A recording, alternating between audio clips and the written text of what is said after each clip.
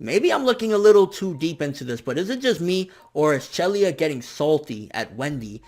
It seems as though maybe, I don't know if it's rivalry, jealousy, something along the lines of that, but that was the vibe I kind of got a little bit from Chelia. Maybe I'm getting the wrong vibe or something. Maybe it's something a little bit different, but from everything in this chapter where she started off, I just wanted to help the town myself. I wanted to do this myself. And now she's known as like this duo with Wendy. And if you even go back to the past chapter or two where she was talking to Wendy like, hey, you know, I have all these friends right here. You can go. You don't got to worry.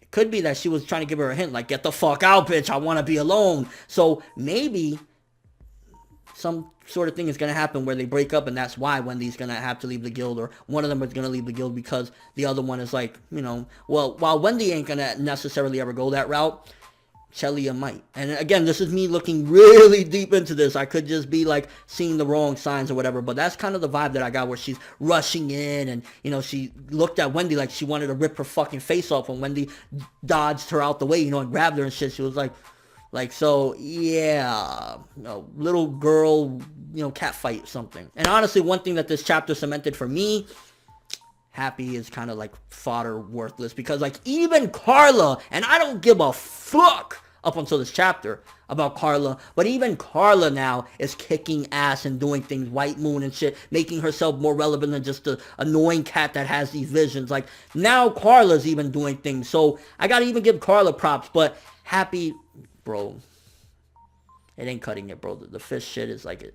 Stop. I know you're supposed to be the mascot and everything, but when even Carla's doing something, I hope at some given point Happy gets some weird form where he can help Natsu and save Natsu at some given point. But the best thing about this chapter that got me going hype, hype, hype. Y'all know I love me some Lucy Heartophilia. And to find out that now she has the ability to fight on her own. Technically, she still needs the keys to summon whatever to be there, but she can use the magic on herself and basically have a piece of that so she can go fight on her own. That gets me excited as hell, because I was bummed when we heard that she was just a swimsuit model and a reporter and all this other garbage during the time skip, and I was like, really? But to see that she actually did her thing, that is fucking hype as fuck. And I am like, I can't wait to see more of it. We only got a little glimpse with the little Lucy kick or whatever, but I want to see more of what she can do with some of the other spirits, Gemini and all the other ones. Like, what powers can she do? Because she's pretty much using, like, a similar magic to Erza, where she's, you know, changing the outfit or whatever, but it's more so using the celestial spirit magic to give her powers herself so she can go and do her own thing. So she can summon Leo and say, yo, sit the fuck back. I'm going to handle this, bro.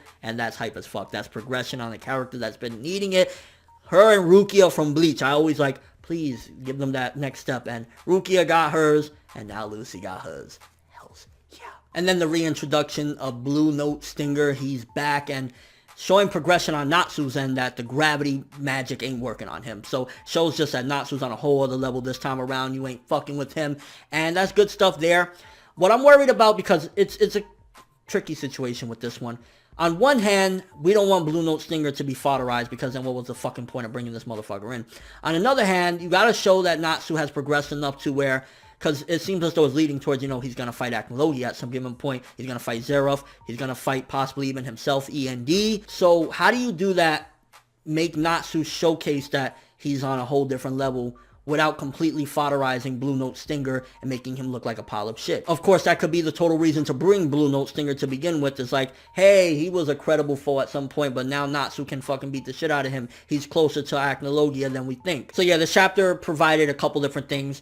Carla, progression on her. She can actually fight. Chelia might have some sort of feelings of like negativity towards Wendy, maybe jealousy, maybe something, you know, just not right, that she doesn't want to be around her. Lucy's progression, the best of it all, and Natsu's progression. We got a lot of development with these characters as far as their strengths and where they can take it now, which is awesome. Happy, you're just a fucking mascot. That's all you are, bro. You're like, just sit down and play with your fish, because it's embarrassing. And a very good setup at that, although, again, I'm just a little weary, because when it comes to Fairy Tail, you'll get some pretty cool setup and you'll have some amazing moments. But then when it comes to, like, those fights, that's where it starts going problematic and shit. So let's see what Hero does with it. It's kind of like a tricky situation. I don't want him to fodderize him, but he needs to show that he's on a whole different level, that he can take on Acnologia and fuck him up and, you know, give him a run for his money. But let me know what you guys think first of all. Am I looking too deep into it, or does Chelia feel a certain way towards Wendy of maybe like, Bitch, you need to go. You overstayed your welcome. And Lucy's progression, Leo form. What do you think some of her other forms could be like? And are you just hype as fuck that she is taking it to the next level and now she don't need like to